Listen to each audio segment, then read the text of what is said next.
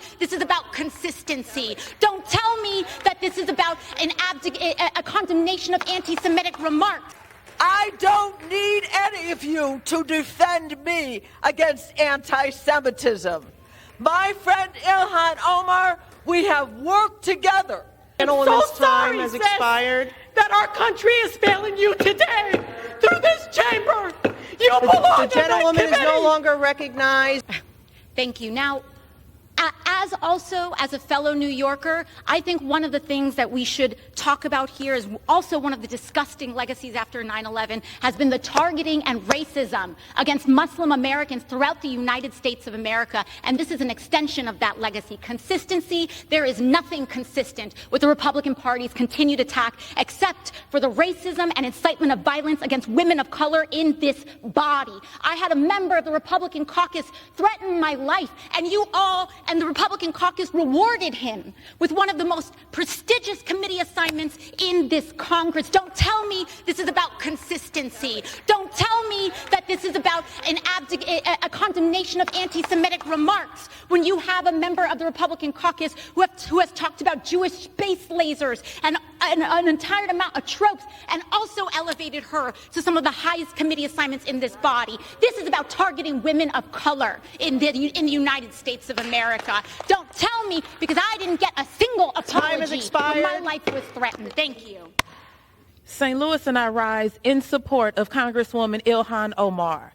I've been to her district. I've spoken with her constituents. We visited marginalized communities globally together. This institution is better because of her leadership, and the Foreign Affairs Committee benefits from her perspective. So let's talk about what's really happening. Republicans are waging a blatantly Islamophobic and racist attack on Congresswoman Omar. And I've said it before, I will say it again. The white supremacy happening is unbelievable. This is despicable.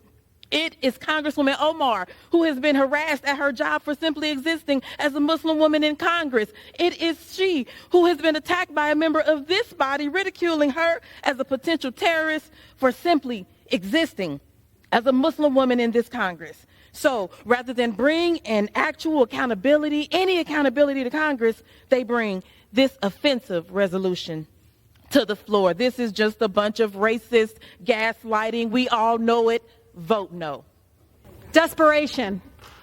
So desperate to distract the American people from their total inability to govern. The GOP is now doing what it is best at, weaponizing hate against a black, beautiful Muslim woman. Congresswoman Omar's lived experience as a refugee and a child of survivor of war should be welcomed on this committee. It is needed. When you can't pass any bills that actually improve the people's lives, they turn to Congress. They turn Congress into a place of fear-mongering hate. It is so painful to watch. How ironic that the so-called lovers of personal freedom are now moving to censor Congresswoman Omar in the same week they introduced a bill to ban federal employees from engaging in censorship. Where are the free speech warriors today? The hypocrisy is obvious to the American people. You are showing who you all are, really. The gentlewoman's time has expired. Omar will not be silenced. The gentlewoman's time has expired. To Congresswoman Omar, I am so sorry, has expired. That our country is failing you today through this chamber. You belong The gentlewoman is no longer recognized, and the We know that diverse perspectives strengthen our policymaking and national security. Losing Representative Omar's voice on the committee to extremist politics would be a shameful mark on this body, harmful to the interests of the American people and our image abroad, and damage to democracy itself. Something just doesn't add up. And what is the difference between Rep. Omar and these members? Could it be the way that she looks? Time has expired. Could it be her religious practices? Could it be? 15 seconds. Because it's clear, if she were on the other side of the aisle, we would not be having this debate today. That is absolutely clear. The GOP was not outraged when Donald Trump broke bread with the anti-Semitic Holocaust deniers at his Florida mansion. There was no outrage when Donald Trump tweets deployed images of the Star of David and stacks of currency. Gentleman's time has expired. We need to vote no and stand up for democracy. And democracy means Gentleman's time has expired. Representative Omar needs to remain and be productive on the House Foreign Affairs Committee. And I yield back the battle for my time. Madam Speaker, this is a revenge resolution that seeks to remove Representative Ilhan Omar's strong and necessary voice from the Foreign Affairs Committee. It is an attempt to silence her simply because you do not agree with her views and you cannot begin to understand her lived experience. Her lived experience as a war survivor, as a refugee, as somebody who brings an experience to this body that you're not even trying to understand. We have previously voted in a bipartisan manner to remove individuals from their committee assignments because of their violent actions that endangered the safety of their colleagues. That is not what today is about. Today is about revenge. It is also about the fact that Republicans want to distract the American people from the fact that they have absolutely no legislation to bring to the floor that is actually about helping the American people with their costs, with dealing with inflation. You don't have any solutions, so you're trying to distract with these inane, Gentlewoman's insulting, time has expired. absurd, absolutely absurd resolutions. Vote no. My colleagues, I stand before you as a proud Jew and a proud friend and colleague of Ilhan Omar. I don't need any of you to defend me against anti-Semitism. My friend Ilhan Omar, we have worked together to the values that I treasure as an American Jew and that she treasures as an American member of the Islamic woman, the only one on the Foreign Affairs Committee. That is the third largest religion in the world. And we, in the United States of America, I am just furious. We have seen all kinds of anti-Semitism from the other side of the aisle. And as Americans, we should be The gentlewoman's welcoming time has difference. expired. Vote no on this. We need The to gentlewoman's defend time our has expired. values as Americans and me as a Jew. There is no equivalency here. We believe in free speech, however hateful that speech is. And I will tell you, I take a back seat to no one in this chamber to my support of Israel and against anti-Semitism. To no one. The gentleman's time has expired. Seconds. Thank you. But the equivalency that has been made here is absolutely without merit. And you go down a terrible road. This debate today, it's about who gets to be an American. What opinions do we have to have to be counted as Americans? This is what this debate is about, Madam Speaker. There is this idea that you are a suspect if you are an immigrant, or if you are from certain parts of the world, or a certain skin tone, or a Muslim. It is no accident that members of the Republican Party accused the first Black president, Barack Obama, of being a secret Muslim. It is no accident that former President Donald Trump led a birther movement that falsely claimed he was born in Kenya.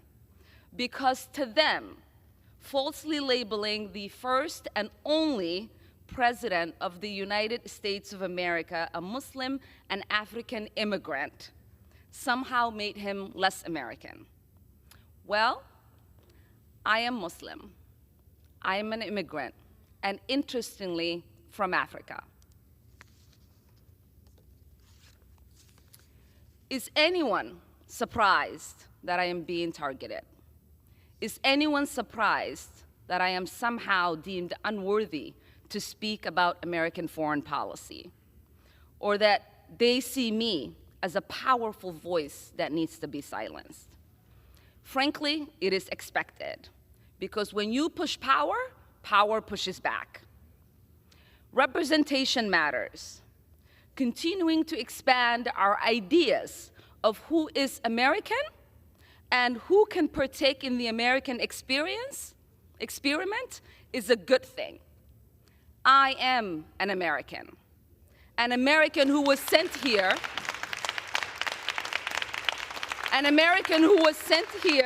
by her constituents to represent them in Congress, a refugee who survived the horrors of a civil war, someone who spent her childhood in a refugee camp, someone who knows what it means to have a shot at a better life here in the United States, and someone who believes in the American dream and the American possibility and the promise and the ability to participate in the democratic process. That is what this debate is about. There is an idea out there that I do not have objective decision-making because of who I am, where I come from, and my perspective. But I reject that. We say there is nothing objective about policymaking.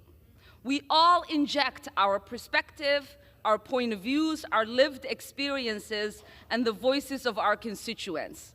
That's what democracy is about. So what is the work of the Foreign Affairs Committee? It is not to co-sign the stated foreign policy of whatever administration is in power. It's about oversight. It's to critique and to advocate for a better path forward. But most importantly, it is to make the myth that American foreign policy is intrinsically moral a reality. So I will continue to speak up because representation matters. I will continue to speak up for little kids who wonder who's speaking up for them. I will continue to speak up for families around the world who are seeking justice, whether they are displaced in refugee camps or they are hiding under their beds somewhere like I was, waiting for the bullets to stop. Because this child, survivor of war, would have wanted that.